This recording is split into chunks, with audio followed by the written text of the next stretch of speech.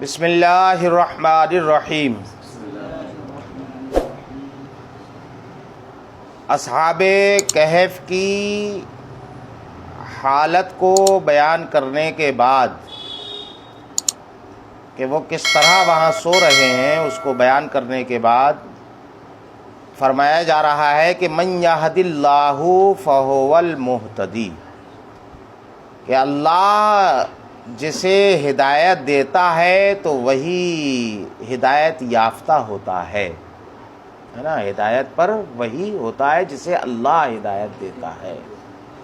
مثل ما مرہ فی سبحانہ، سبحانہ میں جو کچھ گزرا اس کے مثل۔ کیا مطلب ہوا اس کے مثل؟ پلے پڑی نہیں۔ سبحانہ سے مراد کیا ہے؟ سبحان الذی اسریٰ بعبدہ، یعنی سورہ بنی اسرائیل۔ اس سورہ بنی اسرائیل کے 11ویں رکوع پر ہے من یہد اللہ فہو المہتد ومن یضلل فلن تجد لہم اولیاء من دونہ ونحشرہم یوم القیامۃ علی وجوہہم عمی وبصر۔ تو وہاں پر اختلاف قرات مہتدی کا بیان کیا گیا ہے، اس کی طرف اشارہ ہے کہ مہتدی میں جو اختلاف قرات ہے وہ وہی ہے جو ہم سبحان الذی اسریٰ بعبدہ اس والی صورت میں ہے نا ایک جگہ بیان کر چکے ہیں، وہاں پر آپ دیکھ لینا۔ تو یہ تو ان کے لیے نافع ہوتی یہ بات کہ جنہوں نے وہ پڑھا ہوتا، یہاں تو وہ سورت سے پڑھا ہی نہیں گیا ہے، سورہ کہف سے پڑھ رہے ہو تو کیسے پتہ چلے گا، ہے نا۔ تو وہاں کیا ہے بیٹا، مہتدی کو دو طریقے سے پڑھا جاتا ہے، مہتدی اور مہتدی، ہے نا، یا کے ساتھ اور یا کے بغیر، ہے نا۔ اب دو صورتیں ہیں، ایک ہے وصل اور ایک ہے فصل۔ تو وصل و فصل دونوں ہی میں جو مشہور قرات ہے نا، جو مشہور قرات ہے وہ وصل و فصل دونوں میں یا کے بغیر ہے۔ اس کے بغیر ہے بیٹا، یا کے بغیر ہے۔ اس کے برخلاف ابو عمرو بصری اور نافع مدنی، کون؟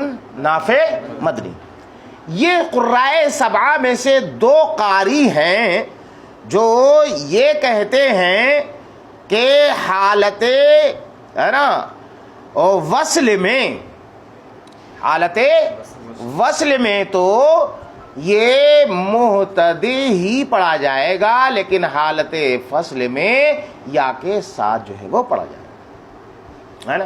یہ ہے تو اس میں یہ ہے کہ یا کے ساتھ جو ہے ابو عمرو ہے نا، ابو عمرو بصری اور نافع مدنی یہ کہتے ہیں وصل میں یا کے ساتھ پڑھا جائے گا۔ کس کے ساتھ پڑھا جائے گا؟ وصل میں، ہے نا۔ اور دوسرے یہ قرہ ہیں، یعقوب ہیں اور سہل ہیں، ہے نا، یہ کیا کہتے ہیں کہ دونوں میں ہے نا یا کے ساتھ، دونوں میں یا کے ساتھ۔ ان کے علاوہ بقیہ جتنے ہیں وہ کہتے ہیں کہ دونوں میں بغیر یا کے۔ یہ تین جو ہے وہ موقف ہیں، وصل و فصل دونوں میں یا کے ساتھ، وصل و فصل دونوں میں بنا یا کے، اور وصل میں یا کے ساتھ اور فصل میں بنا یا کے۔ یہ جو ہے وہ موقف ہے بیٹا، سمجھ میں آیا؟ تو اسی کی طرف اشارہ ہے۔ وَهُوَ ثَنَاءٌ عَلَيْهِمْ، تو مَن يَهْدِ اللَّهُ فَهُوَ الْمُهْتَدِ، یہ تو ایک عام حکم ہے، عام ہے، عموم ہے کہ جو بھی ہے نا اللہ جسے ہدایت دیتا ہے وہی ہدایت یافتہ ہوتا ہے، وہی ہدایت پر ہوتا ہے، وہی مہتدی ہوتا ہے۔ یہ تو ایک عام بات ہے۔ تو پھر یہاں لانے کا مقصد کیا ہے؟ ماقبل سے اس کا ارتباط کیا ہے؟ ماقبل اور ما بعد میں چونکہ جو ہے وہ اصحاب کہفی کا ذکر ہے، تو اس کو جو ہے وہ علامہ نصفی علیہ رحمت و رضوان فرماتے ہیں کہ اگرچہ یہ عام ہے لیکن یہاں پر خاص طور پر انہی کے لیے بیان کیا گیا ہے اور ان کی تعریف کے طور پر بیان کیا گیا ہے کہ یہ جو انہوں نے ہدایت کی جو راہ پائی ہے یہ اللہ کے فضل و کرم سے جو ہے وہ پائی ہے اور اللہ کا انعام ہے، تو ان کی تعریف ہے یہ، ہے نا۔ یہ تو اسی کہا وَهُوَ ثَنَاءٌ عَلَيْهِمْ، یہ ان کی تعریف ہے اس طور پر کہ جاہدوا فی اللہ، کہ انہوں نے اللہ کے سلسلے میں کوشش کی، وَأَسْلَمُوا لَهُ، اور اس پر ایمان لا واسلموا لہ وجوہہم اور اپنے چہروں کو اس کے لیے جو ہے وہ جھکا دیا ہے نا اس کے لیے فارشدہم الی نیل تلک الکرامہ السنیہ تو یہ بلند و برتر جو کرامت ان کو حاصل ہوئی ہے اس کی طرف اللہ رب العزت نے ان کی جو ہے وہ رہنمائی فرمائی ہے نا تو یہ اللہ رب العزت کی جو ہے وہ ان پر عطا ہے کہ یہ ہدایت پر ہے اور اس عطا کا ذکر کر کے ان کی ظاہر سی بات ہے کہ تعریف ہے کہ یہ اللہ کے ہدایت یافتہ بندے ہیں تعریف ہے کہ نہیں ہے یہ ہے نا یہ تو یہاں عموم مراد نہیں ہے من یہد اللہ فہو المہتد اگرچہ اپنے اندر عموم رکھتا ہے لیکن عموم نہیں بلکہ خاص ہے انہی کے لیے خاص ان کے لیے بیان فرمایا گیا ہے وَمَن يُضْلِلْ فَلَن تَجِدَ لَهُ وَلِيًّا مُرْشِدًا اور اللہ جسے گمراہ کر دے تو وہ اپنے لیے کوئی اپنا حمایتی راستہ دکھانے والا نہ پائے گا ہرگز نہ پائے گا ولی کہتے ہیں مددگار کو اور مرشد جو راہ دکھائے ایسا کوئی حمایتی نہیں پائے گا کہ جو اس کو ہدایت کا راستہ جو ہے وہ دکھا دے اس سے پتہ چلا کہ اللہ رب العزت نے ازل میں جس کے لیے یہ لکھ دیا ہے کہ اس کو ہدایت نہیں ملے گی تو اب کتنے بھی جو ہے وہ نا مرشد گھومتے ہوں کوئی بھی مرشد اپنے ارشاد سے اپنی دعوت و ارشاد سے اس کو جو ہے وہ راہ ہدایت نہیں دکھا سکتا ہے نا تو امکان ہی نہیں ہے یہ ممتنع ہے محال ہے کیا ہے بیٹا محال ہے نا کہ اللہ رب العزت کا علم اس سے جو ہے وہ متعلق ہو گیا اس وجہ سے یہ جو ہے وہ محال ہے اے من اضلہ فلا ہادی لہ مطلب یہ ہے کہ یہاں پر ایک ابہام تھا اس کا جو ہے وہ جواب دیا جا رہا ہے ایک خلجان پیدا ہوا ہے نا وہ کیا کہ وہ نہیں پائے گا کس کو حمایتی کو اور مرشد کو ہے نا حالانکہ حمایتی اور مرشد کا تو وجود ہے وہ تو موجود ہیں تو موجود ہونے کے بعد کہا جا رہا ہے کہ نہیں پائے جائے گا نہیں پائے گا تو نہیں پائے گا تو یہ بتا رہا ہے کہ کسی بھی حمایتی اور کسی بھی مرشد کا وجود ہی نہیں ہے حالانکہ یہ خلاف واقعہ ہے حمایتی ہوتے ہیں ہے نا مرشد ہوتے ہیں لیکن یہ دوسری بات ہے کہ وہ اس ارشاد کو اس دعوت کو ہے نا قبول نہیں کر پاتا اور اس کے دل میں جاگزی ہدایت نہیں ہو پاتی ہے وجود تو ہوتا ہے مرشد سے خالی ہے دنیا بولو بیٹا حمایتی سے خالی ہے تو اس کو جو ہے وہ بتایا کہ یہاں فلن تجد سے مراد کیا ہے کہ اس کو ہدایت نہیں دے سکتا ہے نا تو اسی کا من اضلہ جس کو اللہ گمراہ فرما دی گمراہ فرمانے کا مطلب یعنی جس کی قسمت میں اللہ نے گمراہی لکھ دی ہے فلا ہادی لہ تو اس کا کوئی ہادی نہیں ہے یہ دوسری بات ہے کہ وہ ہدایت دینا چاہے لیکن ہادی کی حیثیت سے نہیں پائے گا اس کو ہادی کی حیثیت سے اس کا وجود نہیں ہے اس کے ہادی کی حیثیت سے سمجھ آیا ہاں وَتَحْسَبُهُمْ اور تم ان کو گمان کرو گے ان کو سمجھو گے یہاں بھی جو ہے وہ خطاب کیا ہے بیٹا یہ خطاب جو ہے وہ عام ہے اعلیٰ حضرت کا یہ کسے باشد ہے نا ہاں کسے باشد کوئی بھی اس کا جو ہے وہ مخاطب بن سکتا ہے نا کوئی بھی بن سکتا ہے سمجھ میں آیا ہاں کسے باشد تو وَتَحْسَبُهُمْ اس میں ایک اختلاف قرات قرأ شامی و حمزۃ و عاصم غیر العاشا شامی اور حمزہ اور عاصم شامی کون بیٹا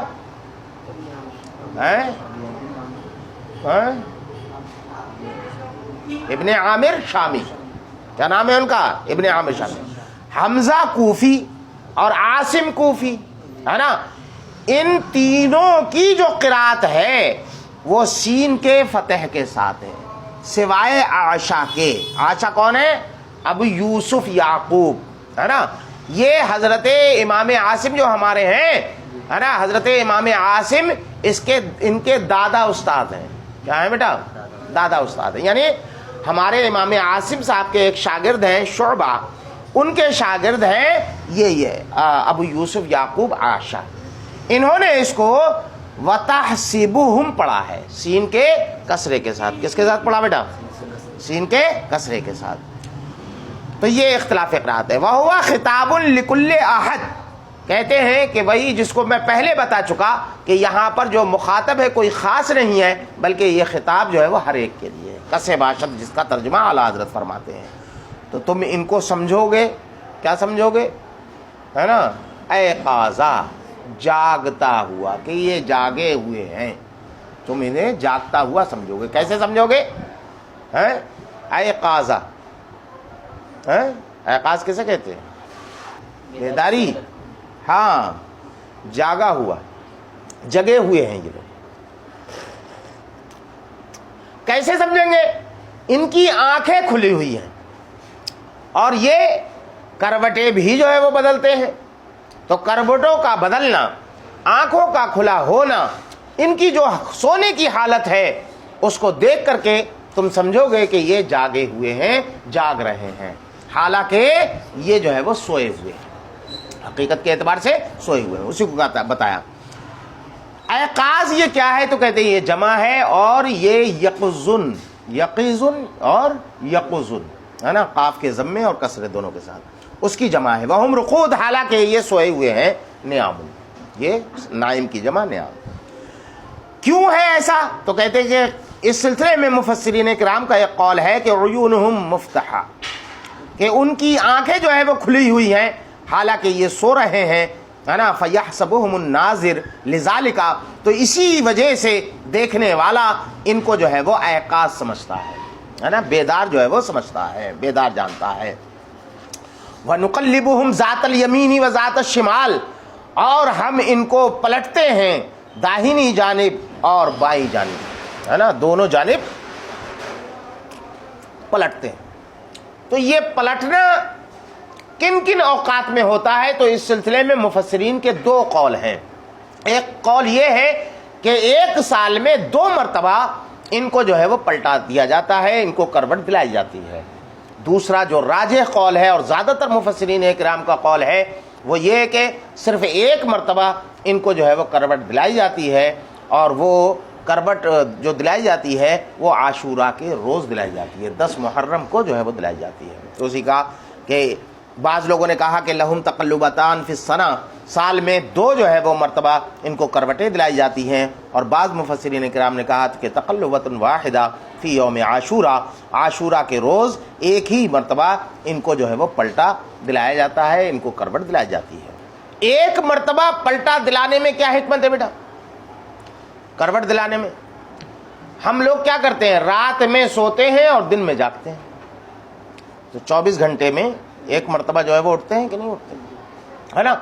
تو ہمارا جو 24 گھنٹے میں 1 مرتبہ اٹھنا ہوتا ہے، سو کر کے 1 مرتبہ جو اٹھنا ہوتا ہے عام حالت میں، تو 1 دن میں 1 مرتبہ جو ہمارا اٹھنا ہوتا ہے، تو اسی کی منزل میں سال میں 1 مرتبہ ان کا کروٹ لینا ہے نا. گویا کہ سال میں 1 مرتبہ جو کروٹ لی وہ ایسا ہی ہے جیسے کہ ہم صبح کو بیدار ہوتے ہیں.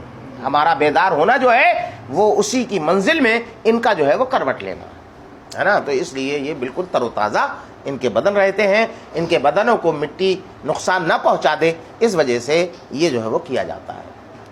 وَقَلْبُهُمْ بَاسِطٌ ذِرَاعَيْهِ، اور ان کا جو کتا ہے وہ اپنی کلائیوں کو بچھائے ہوئے ہے نا.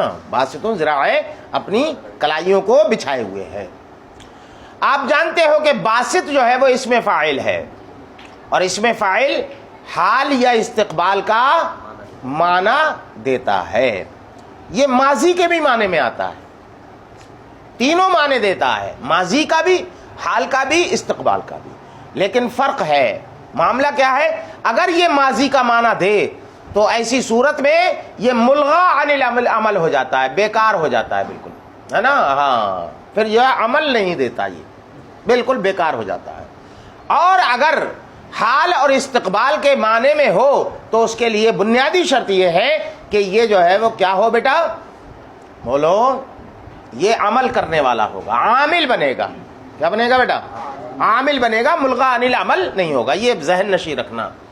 اب یہاں پر دیکھو، باسط نے عمل کیا ذراعے، ذراعے زراعان تھا، ہے نا، زراعہ ہے. تو یہ اس پر نسب آیا، تو نسب جو ہے وہ کس کی بنیاد پر آیا؟ باسط کی وجہ سے۔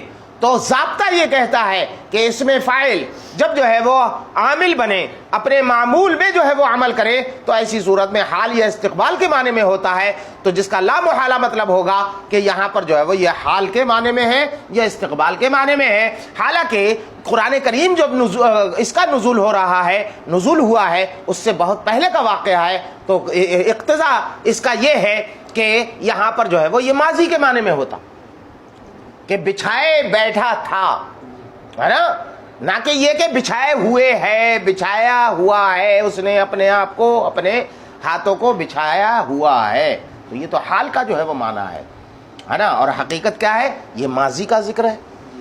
تو حال کے معنی میں کیسے ہوگا؟ تو کہتے ہیں کہ لگ رہا ہے مقررین کی تقریریں نہیں سنی۔ مقررین کہتے ہیں نا، وہ دیکھو حضرت ابو بکر ہاتھ میں تلوار لیے چلے آ رہے ہیں، وہ میدان جنگ ہے، وہاں پر حضرت عمر تلوار چلا رہے ہیں، وہ ایسا کر رہے ہیں، وہ ایسا کر رہے ہیں، وہ ایسا کر رہے ہیں، تو اس میں کیا ہوتا ہے بیٹا؟ ماضی کے حال کی حکایت حال سے کی جاتی ہے، ماضی کے احوال کو حال کی صورت میں پیش کر کے یہ منظر کشی کی جاتی ہے، تاکہ جو ہے وہ سننے والوں کے سامنے وہ منظر جو ہے وہ آ جائے، ذہن میں منظر اجاگر ہو جائے، تو یہ حکایت حال ماضیہ کہلاتا ہے۔ یہ کیا کہلاتا ہے بیٹا؟ ماضی کے حال کی حکایت، ہے نا، حال کے ذریعے سے کرنا، موجودہ حالت کے اعتبار سے جو ہے وہ کرنا، سمجھے؟ تو اسی کہا حکایت و حال ماضیہ، یہ حال ماضیہ کی جو ہے وہ حکایت ہے۔ کہتے ہیں کہ کیوں ہے یہ ماضی کے معنی میں کیوں نہیں مان لیتے سیدھے سرے سے؟ کیوں آپ کہہ رہے ہو کہ بزد ہو کہ حال ہی کے معنی میں لو، پھر اس میں تعویل کرنا پڑ رہی ہے کہ یہ منظر کشی کے لیے، ہے نا، حکایت کے طور پر جو ہے وہ لایا گیا ہے، کیوں ایسا کیا گیا؟ تو اس کی وجہ بتا رہے ہیں کہ مجبوری ہے ہماری، ہم اسے ماضی کے معنی میں نہیں لے جا سکتے۔ کیوں؟ لأن اسم الفاعل لا يعمل، کہ اس میں فاعل یہ عمل نہیں کرتا، اذا کان فی معنی الماضی، جبکہ وہ ماضی کے معنی میں، اور یہاں پر جو ہے وہ عمل کر رہا ہے باسط، تو اس کا مطلب یہ ہے کہ حال کا معنی متعین کرنا ہوگا، اور حال کے معنی میں لے کر کے یہی تعویل کرنا ہوگی کہ یہ منظر کشی کے لیے ہے، اور یہ شائع اور ضائع ہے لوگوں کی گفتگو میں۔ میں وہاں گیا، کھانا کھایا، دیکھا کہ تو زید جو ہے وہ آ رہا ہے، اور اس کی ماں اس کو مار رہی ہے، اس کو جو ہے وہ فلاں دھن رہا ہے، تو یہ سب جو ہے وہ، جبکہ یہ سب ہو چکا ہے ایسا۔ بالوسید، ہے نا، غار کے دروازے پر، بالوسید غار کے دروازے پر۔ وسید کے دو معنی ہیں، ایک ہوتا ہے فنا، یعنی جو ہے وہ آنگن، دوسرا معنی اس کا ہوتا ہے عتبہ، یعنی دروازہ، ہے نا، جیسے کباڑ ہے نا یہ دروازہ۔ تو یہاں پر وسید کا کون سا معنی ہے؟ تو مفسرین نے دونوں کو اپنایا ہے۔ بعض لوگوں نے کہا کہ نہیں، یہاں پر جو ہے وہ فنا کا معنی مراد ہے، بعض لوگوں نے کہا کہ نہیں، یہاں پر جو ہے وہ دروازے کے معنی میں ہے۔ جن لوگوں نے یہ کہا کہ فنا کے معنی میں ہے، ان کا اعتراض عتبہ کا معنی مراد لینے پر سب سے بڑا اعتراض یہ ہے کہ وہ غار جو تھا اس کا کوئی گیٹ وغیرہ تھوڑی لگا تھا، ہے نا، نہ کوئی دروازہ تھا، تو پھر دروازہ کیسے مراد لیا جا سکتا ہے؟ تو جن لوگوں نے اس کو عتبہ کے معنی میں لیا ہے، انہوں نے اس کا جواب دیا کہ جس جگہ یہ لوگ سوئے ہوئے تھے اس سے جو خارج کی جگہ تھی، ہے نا، جو دہانہ تھا، وہ اس کے دروازے ہی کی منزل میں تھا۔ عتبہ اصل میں بنے ہوئے دروازے کو کہتے ہیں، جو کواڑ وغیرہ ہیں، ہے نا، جس میں یہ چوکھٹ وغیرہ لگی ہو، اس کو کہتے ہیں دراصل۔ تو ایسا کچھ تو تھا نہیں وہاں پر، تو کہتے ہیں کہ یہ اسی کی منزل میں ہے نا۔ تو دونوں مراد لیے جا سکتے ہیں کہ چونکہ آ چکا کہ غار جو ہے وہ کشادہ تھی، تو کشادہ تھی تو یہ جو ہے وہ تھوڑا سا سائے میں کو تھے، اور اس کا جو باہری خارجی علاقہ تھا اس میں کشادہ جگہ میں جو آنگن ہوتا ہے اس میں یہ بیٹھا ہوا تھا کتا، یا یہ کہ جو ہے وہ دہانے پر بیٹھا ہوا تھا۔ لو اطلعت علیہم، اگر تم ان کو جھانک کر دیکھو۔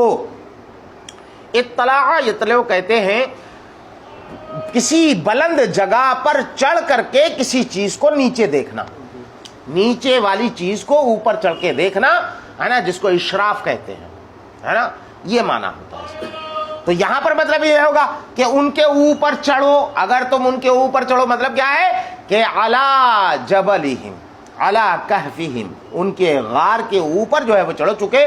غار تو سب طرف سے بند تھا، اوپر سے جو ہے وہ کشادہ تھا، اوپر سے کھلا ہوا تھا، جیسا کہ اوپر تفصیل آئی ہے. تو ان کو دیکھنے کے لیے اوپر چڑھنا پڑے گا کہ نیچے پڑے گا؟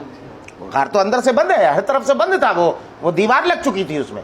تو اسی کو کہا کہ یہاں پر بھی ہے نا یہ خطاب جو ہے وہ عام بھی ہو سکتا ہے اور ہمارے نبی سے بھی جو ہے وہ خطاب ہو سکتا ہے کہ اے محبوب اگر تم ان کو اوپر چڑھ کر کے دیکھو.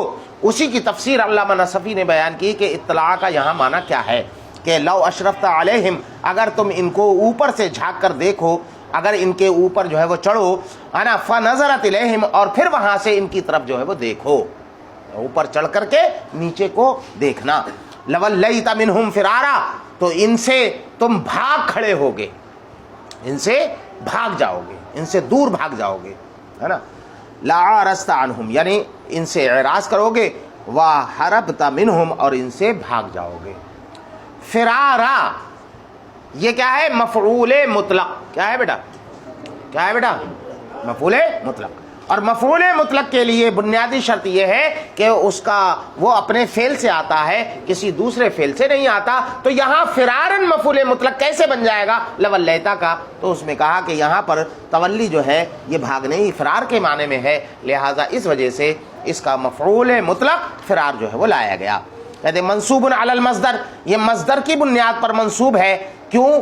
وجہ اسی سوال کا جواب میں نے بتایا تھا، شروع میں بتایا کہ سوال مقدر بہت ہیں، ان کی زیادہ تر عبارتیں سوال مقدر کا جواب ہیں.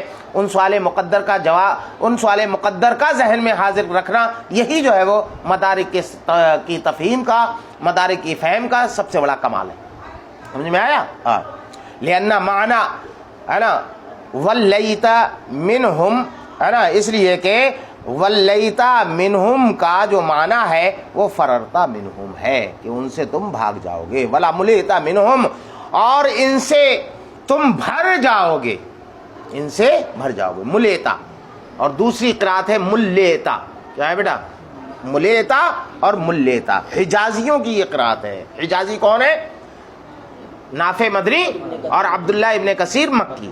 مکہ شریف اور مدینہ شریف کے رہنے والوں کو حجازی کہتے ہیں.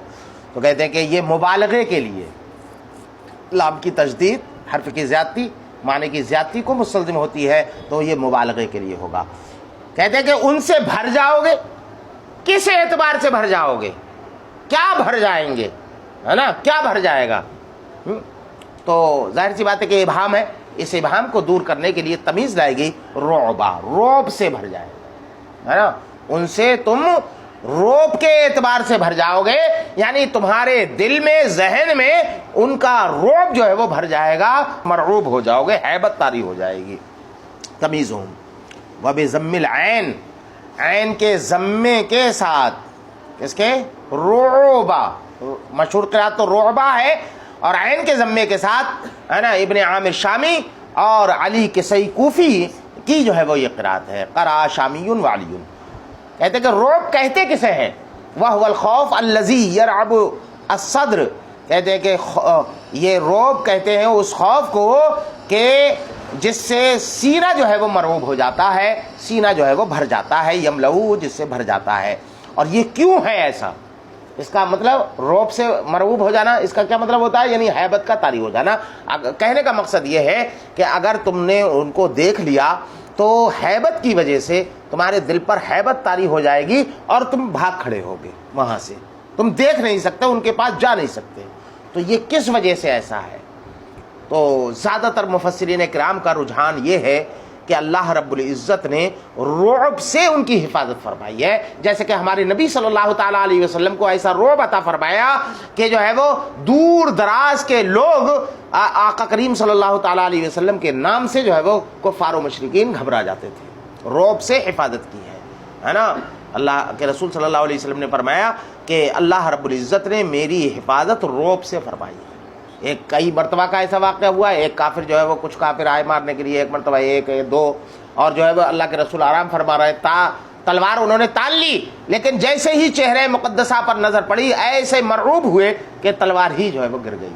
تب اللہ کے رسول نے دیکھا، ارے کیا معاملہ ہے یہ؟ تو رعب ہے نا، وہ اس چیز کو کہتے ہیں کہ جس کی وجہ سے انسان دہشت زدہ ہو جائے، ہے نا. تو وہ دہشت جو طاری ہوئی ہے ان کو دیکھنے سے، وہ اس وجہ سے اللہ رب العزت نے ان کی حفاظت فرمائی ہے کہ کوئی ان کے جسموں کے ساتھ چھیڑ چھاڑ نہ کرے، ہے نا۔ یہ زیادہ تر مفسرین کا تو یہ کہنا ہے کہ یہ روحانی رعب ہے، بظاہر کوئی ایسی چیز ان کے اندر نہیں تھی کہ جس کو دیکھ کر کے انسان گھبرا جائے۔ کبھی خلاف عادی چیز کو دیکھ کر کے، خلاف عادی صورت کو دیکھ کر کے انسان مرعوب ہو جاتا ہے اور گھبرا جاتا ہے اور بھاگ کھڑا ہوتا ہے، تو ایسی کوئی چیز نہیں تھی۔ لیکن کچھ مفسرین کرام نے فرمایا کہ نہیں، ان کی حیت ایسی ہو گئی تھی کہ جس کو دیکھ کر کے، ہے نا، عام طور پر لوگ جو ہے وہ اس سے انسیت نہیں رکھتے، ایسی صورت اور ایسی شکل لوگوں نے نہیں دیکھی ہوتی ہے، ان کی صورت اور شکل دیکھ کر کے لوگ جو ہے وہ گھبرا جاتے تھے۔ وہ کیا تھا کہ اتنی مدت تک سونے کی وجہ سے ان کے جو ہے وہ ناخن بہت لمبے لمبے ہو چکے ہیں،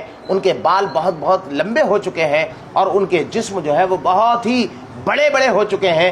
تو یہ جو ہے وہ، ہے نا، ظاہر سی بات ہے کہ عادی طور پر جو انسانوں کی صورتیں حیتیں ہیں ان سے مختلف ان کی حیت ہو چکی ہے، جس کی وجہ سے لوگ جو ہے وہ ان کو دیکھ کر کے گھبرا جاتے تھے۔ لیکن زیادہ تر مفسرین کرام نے، ہے نا، اس کی تردید کی۔ انہوں نے کہا کہ ایسا نہیں ہو سکتا، اس لیے کہ یہ تو اللہ کے، ہے نا، وہ بندے ہیں کہ جن کے اوپر اللہ رب العزت نے کرم فرمایا ہے، اور ان کے جسموں میں ایسی تبدیلی واقع نہیں ہو سکتی۔